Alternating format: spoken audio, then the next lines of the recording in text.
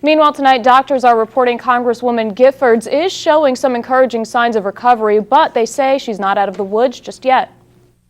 Tonight, Congresswoman Gabrielle Giffords is in a medically induced coma in critical condition at a hospital in Tucson, breathing with the assistance of a ventilator. At this phase in the game, no change is good, and we have no change. That is to say, she's still following those basic commands. After being shot in the head on Saturday, the neurosurgeon treating Giffords says she has shown some positive signs of recovery, including raising 2 fingers on her left hand and giving a thumbs up. At this point, her CAT scan doesn't show any further progression of swelling, but she's not out of the woods just yet. That swelling can sometimes take 3 days or 5 days to maximize. We think the bullet entered somewhere in the back and exited somewhere near the side of the orbit.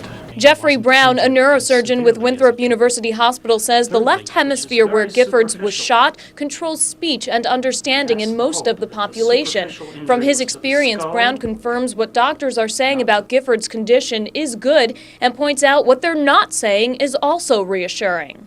He has not said that she's paralyzed on the right side from the bullet, so that's a good thing. And he said that they had to call in an oculoplastic surgeon to fix the orbit which had been fractured.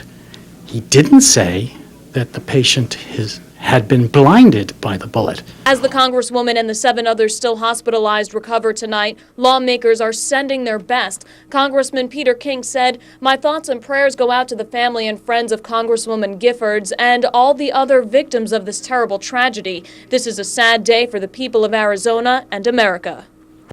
Congresswoman Carolyn McCarthy, who's been a leading gun control advocate since the 90s when her husband was killed and her son wounded in a shooting on the Long Island Railroad, says she will introduce new legislation to ban the larger magazines or clips. McCarthy said in a statement, "Looking at the number of clips that he was able to fire from 15 to 20 rounds, we need to look at those and say, why should an average citizen be able to have that?"